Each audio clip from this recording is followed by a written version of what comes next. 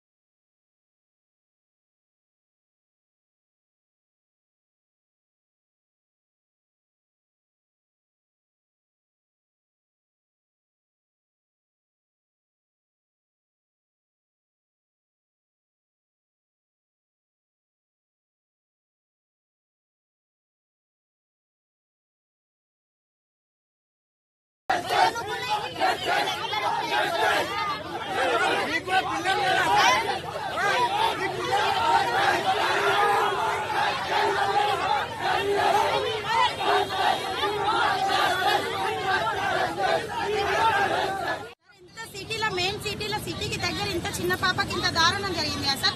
ఒక్కరు కూడా ఎవరు రారు. పోలీసులు ఎందుకు పట్టుకోవాలి సార్? వాడిని ప్రజలకు అప్పచెప్పకుండా ఏం చేస్తాను సార్? పోలీసులు ఏం చెప్తాను? రాజకీయ నాయకులు ఏం చెప్తాను? ఎవరేం చేస్తాను సార్? అసలు వాడిని మాకు అప్పచెప్పాలి అంతే. వాడిని ఏం చేయదు, మాకు అప్పచెప్పాలి మెయిన్ గా. ఇంకొక మగవాడు ఇలాంటి ఆడోళ్ళ దగ్గర ఇలాంటి పనులు చేయకుండా వాడు ఆడదాన్ని చూస్తేనే భయపడేటట్టు మేము వానికి చర్య తీసుకుంటాం. ప్రతి ఒక్కరికి భయం లేదండి, ఎవ్వరికి కూడా భయం లేదు. ట్రాఫిక్ గురించి కానీ ఏదేని గురించి అయినా కానివ్వండి, ఎంత తప్పు చేసినా కూడా శిక్ష అనే దాని గురించి అని భయం లేదు మనుషులకి. అందుకే ఎంత పెద్ద తప్పైనా కూడా వాళ్ళు అవలీలగా చేసేస్తున్నారు అంతే. వాడిని అయితే చంపేసి చేయాలండి, చంపాలి. వాడి చావును చూసి అందరూ భయపడి అలాంటిది కావాలి.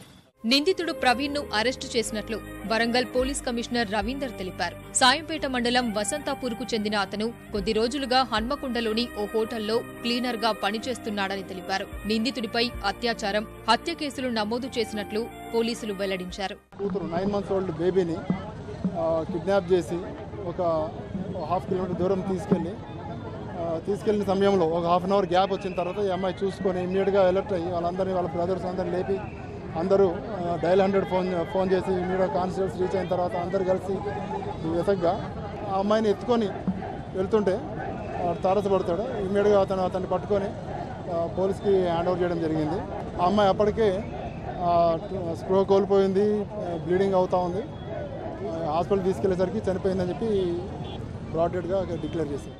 హన్మకొండ ఘటనపై మంత్రి ఎర్రబెల్లి దయాకర్ రావు విచారం వ్యక్తం చేశారు. నిందితుడిపై కఠిన చర్యలు తీసుకోవాలని పోలీసులను ఆదేశించారు.